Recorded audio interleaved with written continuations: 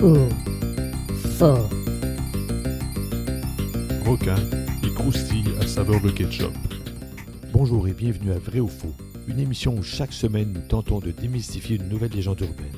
Cette semaine, les requins sont-ils réellement attirés par les chips au ketchup? Selon cette légende urbaine très répandue en Europe, l'odeur des croustilles à saveur de ketchup exciterait les sens du requin et pourrait le rendre excessivement agressif.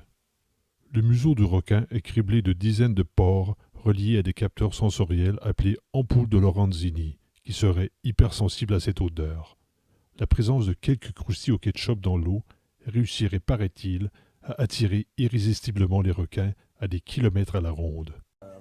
En 1998, mon oncle Ernesto avait mangé des chips au ketchup avant une plongée, et la simple odeur des chips sur ses doigts a suffi à affoler un énorme requin. L'oncle Ernesto a dû réapprendre à marcher avec des prothèses, et il espère bientôt pouvoir recommencer à plonger avec ses prothèses spécialement adaptées. Depuis ce jour, il ne mange que des croustilles nature ou saveur de sel et vinaigre. Le requin tueur est un autre mythe qu'il vous faudrait déconstruire. Les requins tuent en moyenne 5 personnes par année. Si on relativise, sur 8 milliards d'humains, c'est bien peu. En comparaison, les grippins tuent environ 700 personnes chaque année, soit environ 140 fois plus que le requin. Et pourtant, personne n'a peur de son grippin.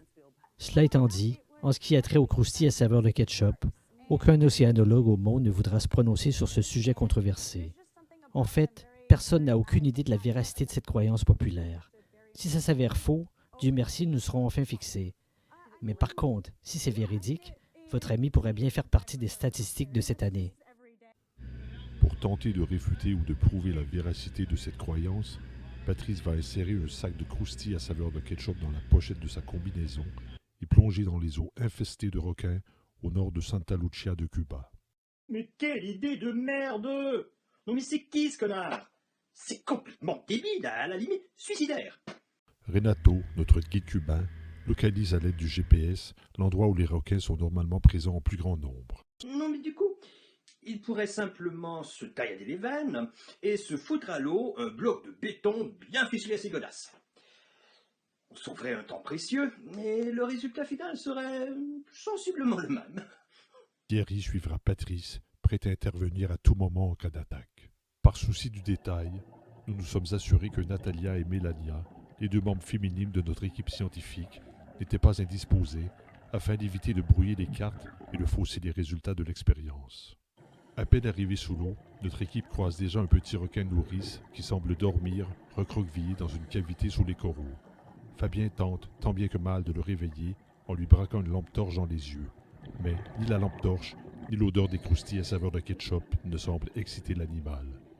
Puis, quelques minutes plus tard, une deuxième bête qui fuit aussitôt. Martin fouille alors les restes de ce bateau échoué, dans l'espoir de dénicher une autre bête tapie dans l'ombre. L'équipe rencontre plusieurs poissons tropicaux et même un vélo. Mais toujours aucune trace de requin surexcité à l'horizon. Malgré le fait que la seule odeur du sac de croustilles au ketchup encore scellé aurait dû, selon la croyance, attirer les bêtes présentes à des kilomètres à la ronde, Patrice tente le tout pour le tout et ouvre le sac pour mieux répandre l'odeur des croustilles, attirant instantanément quelques vivaneaux, mais toujours aucun requin en vue. Puis, l'équipe prend une pause de 15 minutes, en espérant qu'un requin se pointera le bout du museau, mais en vain.